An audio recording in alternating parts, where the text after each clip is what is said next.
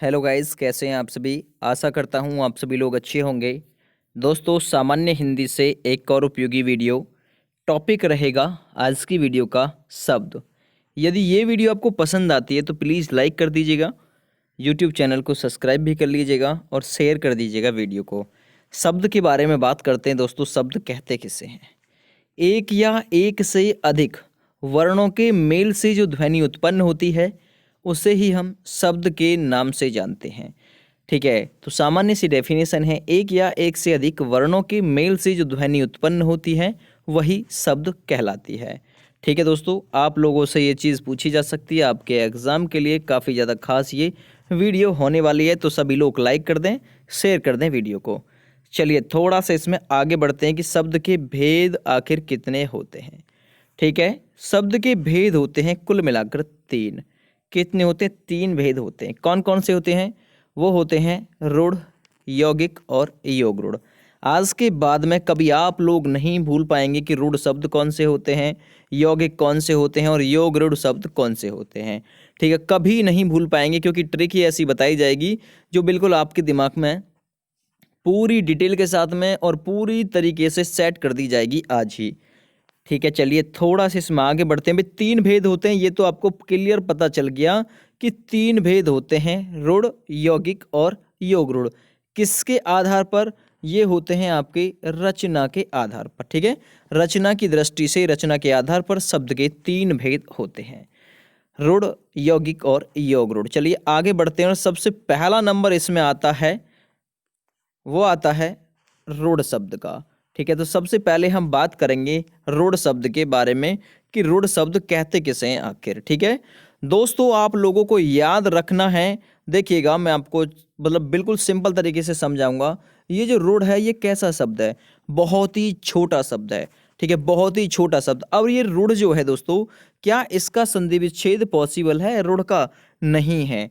तो ऐसे शब्द जिनका कोई भी संधि विच्छेद संभव ना हो, अर्थात जिनका कोई अर्थ ना हो, वही क्या होंगे? रूढ़ शब्द।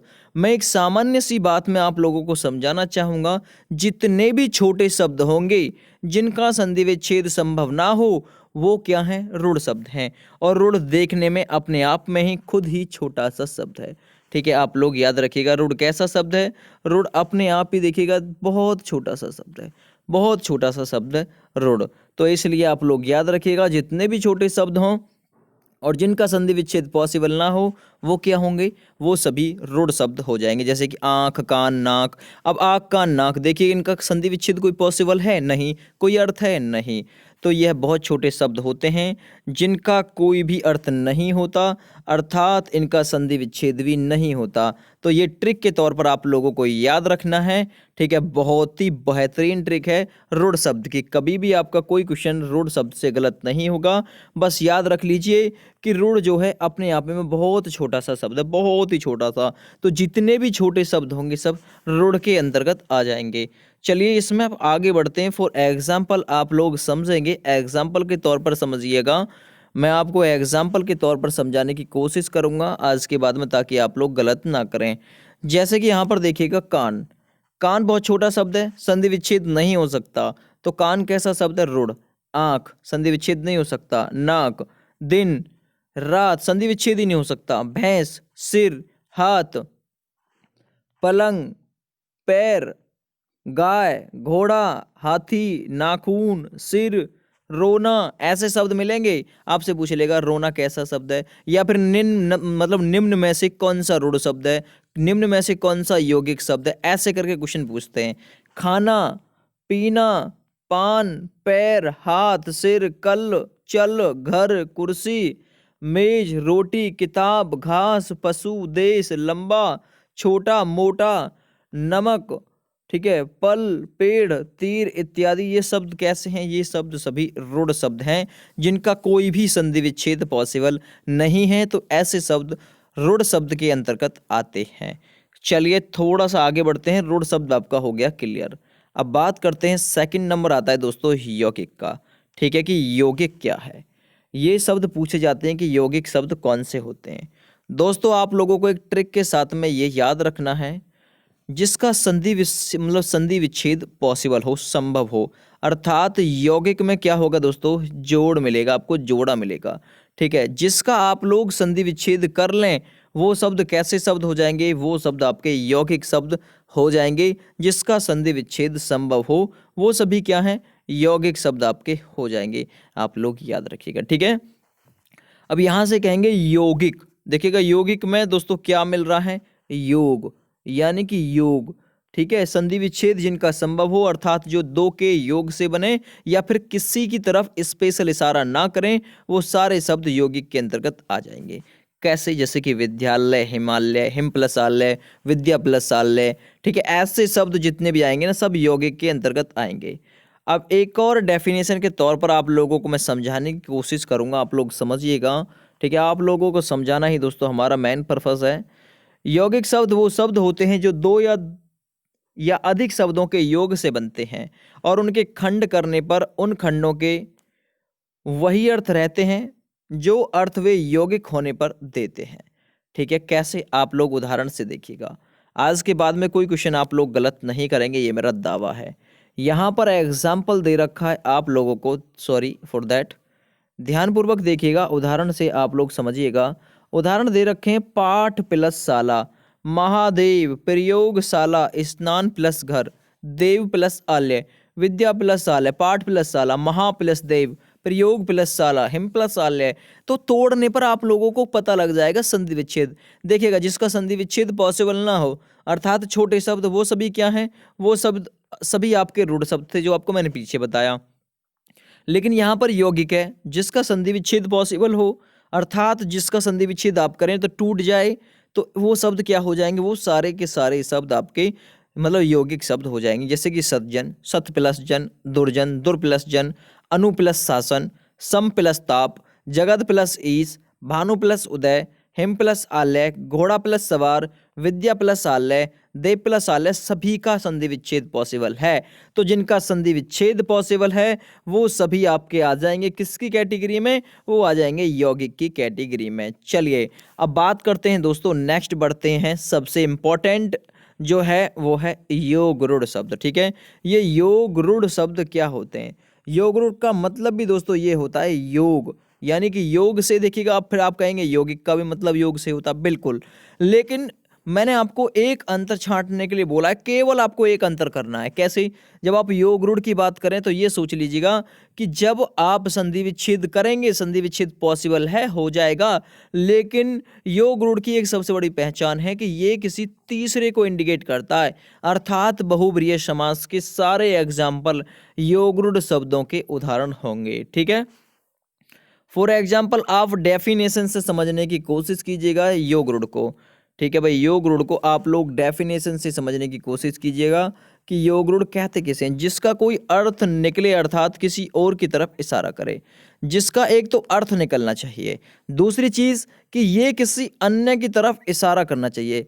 ठीक है, अन्य की ओर, किसी और की ओर, दूसरे की ओर, ठीक है, इशारा करना जरूरी है इसमें। जैसे कि बहुव्रीहि समास के सारे एग्जाम्पल, अब बहुव्रीहि समास क्या है, जिसमें दोनों पद प्रधान ना होकर कोई और पद प्रधान होता है, समास पढ़ा चुका हूं, वही होता है बहुव्रीहि समास। बहुव्रीहि समास के सारे उदाहरण योग रूढ़ शब्दों का समर्थन करते हैं, अर्थात मैं कहूं बहुव्रीहि समास के जितने भी उदाहरण है, एग्जाम्पल हैं, सारे के सारे योग रूढ़ की कैटेगरी में आएंगे।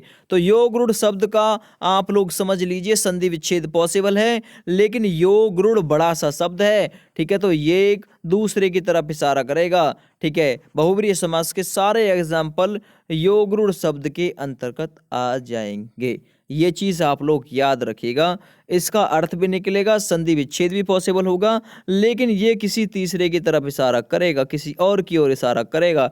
तो ऐसे शब्द सारे के सारे योग रूढ़ की कैटेगरी में आ जाएंगे। फॉर एग्जाम्पल हम समझने की कोशिश करेंगे, उदाहरण है 10 आनन। ठीक है, 10 आनन अर्थात किसके लिए कहते हैं भाई, 10 आनन दोस्तों अर्थात हम कहते हैं रावण के लिए। ठीक है, 10 आनन यानी 10 मुख वाला। 10 मुख वाला कौन था भाई, वो था 10 मुख वाला था रावण। ठीक है, आप लोगों ने देख लिया। ठीक है भाई, अगला है जलज। ठीक है, जलज यहाँ पर गलत हो गया है, जलज, जलज का मतलब है दोस्तों अर्थात कमल। ठीक है भाई, पीतांबर, पीतांबर अर्थात विष्णु। ठीक है। लंबोदर, लंबोदर अर्थात गणेश, ठीक है, ऐसे याद रखिएगा, ठीक है। तो आपको मिलेंगे नीलकंठ अर्थात शिव जी, ठीक है भाई। ऐसे एग्जाम्पल जो मतलब किसी तीसरे की तरफ इशारा कर रहे हैं। आपने नाम लिया नीलकंठ, आपके दिमाग में एक बात आ जाएगी, यार नीलकंठ तो किसी को बोलते थे, यानी कि शिव जी को। लंबोदर, लंबोदर किसके लिए बोलते थे? गणेश को। तो यही तो सिखा रहा हूं आप सभी को कि जो योग रूढ़ हो जाएगा ना, योग रूढ़ शब्द जो होंगे ये किसी तीसरे की तरफ इशारा करेंगे। जलज, जलज किसके लिए कहते हैं? अर्थात कमल के लिए। दशानन, दसमुख वाला अर्थात कौन? रावण। नीलकंठ अर्थात शिव जी। मैं पागल नहीं है दोस्तों जो बार बार तुम्हें रिपीट करा रहा हूं, मैं इसलिए रिपीट करा रहा हूं ताकि आपको अभी के अभी रट जाए। जैसे कि चंद्रशेखर किसे कहते थे? आपके दिमाग में एक बात आ जानी चाहिए साथ के साथ, चंद्र है शिखर में जिसके, अर्थात कौन? शिव जी। चंद्रशेखर यानी चंद्रमा धारण कर रखा जिसने शिखर पे, यानी कि अपने सिर पे, तो वो कौन है? भगवान शिव जी के लिए बोला चंद्रशेखर। ऐसे एग्जाम्पल सभी योग रूढ़ शब्द का उदाहरण हो जाएंगे। कपीसर, ठीक है, कपीश्वर, ये किसके लिए कहते थे दोस्तों? आपको पता है कि बंदर का पर्यायवाची होता कपी, ठीक है। तो कपीश्वर ये किसका हो जाएगा दोस्तों? हनुमान का, ठीक है, याद रखिएगा।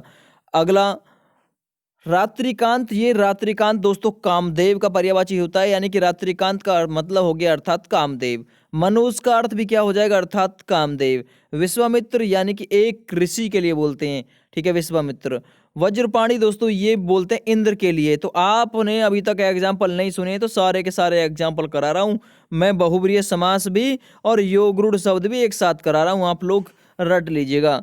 वज्रपाणी तक हो गया भाई, ठीक है। वज्रपाणी के बाद में आ गया नंबर घनश्याम का। घनश्याम किसे कहते हैं? आप लोगों को पता है, आपने खूब बढ़िया पढ़ा है कि घनश्याम किसे कहते हैं। तो आप लोगों ने पढ़ा होगा, एक मिनट, सॉरी फॉर दैट भाई, अभी अभी इस टूल का मैंने इस्तेमाल करना सीखा है तो थोड़ा सा टाइम लगेगा, ठीक है भाई। घनश्याम किसके लिए कहते हैं? घनश्याम कहते हैं श्री कृष्ण के लिए। लंबोदर गणेश के लिए कहते हैं। नीलकंठ शंकर के लिए कहते हैं, अर्थात शिव जी के लिए। चतुरानन अर्थात ब्रह्मा, ठीक है। त्रिनेत्र अर्थात तीन है नेत्र जिसके, अर्थात किसके? शंकर जी के। तो आप लोग याद रखिएगा, बहुब्रीहि समास भी कवर कर रहे हैं इसमें आप लोग, और योग रूढ़ शब्द भी तैयार कर रहे हैं, ठीक है, फॉर एग्जाम्पल इन सभी से, ठीक है। चलिए अगला है त्रिवेणी, ठीक है। त्रिवेणी अर्थात कौन? तीर्थ राग, ठीक है, तीर्थराज अर्थात कौन? प्रयागराज, ठीक है। त्रिवेणी बोलते हैं उसको, तीर्थराज यानी कि प्रयागराज को। चतुर्भुज किसके लिए बोलते हैं? ब्रह्मा के लिए। त्रिवेणी तीर्थराज यानी प्रयागराज के लिए बोलते हैं। तो सारे एग्जाम्पल करा रहा हूं योग रूढ़ मैं आप सभी के, योग रूढ़ मतलब शब्द से। चलिए नेक्स्ट है दोस्तों दुर्वासा। दुर्वासा क्या थे? एक ऋषि, ठीक है, याद रखिएगा। अगला शूलपाणी, शूलपाणी अर्थात मतलब त्रिशूल धारण करने वाले को क्या बोलते हैं? शंकर जी। दिगंबर अर्थात शंकर के लिए। वीणापाणी अर्थात सरस्वती के लिए। तो सब किसके हैं? योग रूढ़ समास के एग्जाम्पल, सॉरी योग रूढ़ शब्द के एग्जाम्पल हैं। षणानन अर्थात कार्तिकेय को बोलते हैं षणानन, ये भी याद रखिएगा। नेक्स्ट दशानन, दशानन मैंने आपको भी बताया था, दशानन किसके लिए? दशमुख वाला अर्थात कौन? अर्थात रावण। दशमुख वाला अर्थात कौन है? अर्थात रावण के लिए बोलते हैं दशानन, ठीक है, याद रखिएगा। पद्मासन, पद्मासन किसके लिए बोलते हैं? लक्ष्मी के लिए, ठीक है भाई। और पद्मासन बोलते हैं, देखिएगा वो है पद्मासना और ये है पद्मासन। पद्मासन ब्रह्मा और पद्मासना लक्ष्मी के लिए बोलते हैं। वर्ड में थोड़ा सा अंतर है। पंचानन शिव के लिए बोलते हैं, ठीक है। सहस्रास्त्र इंद्र के लिए बोलते हैं, ये भी याद रखिएगा। सारे एग्जाम्पल मैं प्रैक्टिस करा रहा हूँ, इनसे अलग कोई एग्जाम्पल कभी किसी एग्जाम में आपसे नहीं पूछा जाएगा, ये भी आप सभी को मैं बिल्कुल लिख के दे रहा हूँ। मतलब वक्रत कुंड, ये जो है दोस्तों गणेश जी के लिए बोलते हैं वक्र कुंड, ठीक है। मुरारी, मुरारी किसके लिए बोलते हैं? कृष्ण के लिए। चक्रधर विष्णु के लिए बोलते हैं चक्रधर, ठीक है, याद रखिएगा। अगला गिरिधर, गिरिधर यानी कि पर्वत को धारण करने वाले कौन थे? वो थे श्री कृष्ण जी, तो गिरिधर बोलते हैं श्री कृष्ण के लिए। अगला ये जो कंठ मतलब कलकंठ जो ना कोयल के बोलते कलकंठ, ठीक है। हलधर बलराम के लिए बोलते हैं, ठीक है। षष्ठपद भौरा के लिए बोलते हैं। वीणावादिनी सरस्वती के लिए बोलते हैं। तो सभी ये योग रूढ़ शब्द के उदाहरण हैं और बहुब्रीहि समास के एग्जाम्पल भी हैं, ठीक है दोस्तों। तो आशा करता हूं आप सभी लोगों को बहुत अच्छे से समझ में आया होगा। योग रूढ़, रूढ़ और यौगिक शब्द मैंने आपको बता दिए हैं, तो एक बार फिर से सुन लीजिए। रूढ़ शब्द कौन से होते हैं? दुनिया में जितने भी छोटे शब्द जिनका संधि विच्छेद पॉसिबल ना हो, नाक का नाक, मुंह, सिर, हाथ, पैर, ऐसे शब्द, रूढ़ शब्द खुद छोटे हैं तो वो सभी रूढ़ शब्द होते हैं। यौगिक की बात करें तो यौगिक वो शब्द होते हैं जिनका संधि विच्छेद पॉसिबल हो, अर्थात ये किसी तीसरे की तरफ स्पेशल इशारा ना करें। हिमालय, विद्यालय, देवालय, ऐसे शब्द, ठीक है। और योग रूढ़ जो शब्द होते हैं, योग रूढ़, ये ऐसे शब्द होते हैं जो किसी तीसरे की तरफ इशारा करें, अर्थात बहुव्रीहि समास के सारे एग्जाम्पल योग रूढ़ शब्द की कैटेगरी में आते हैं। तो आज के बाद मैं आशा करता हूँ आपका ये क्वेश्चन या टॉपिक कभी भी गलत नहीं होगा। आपने यदि ध्यानपूर्वक देखा होगा तो बिल्कुल दोस्तों आप इसे कर पाएंगे। आज की ये वीडियो यदि आपको पसंद आए तो प्लीज़ लाइक कर दें, शेयर कर दें और यूट्यूब चैनल को सब्सक्राइब भी जरूर कर लें। Thanks for watching, have a great day.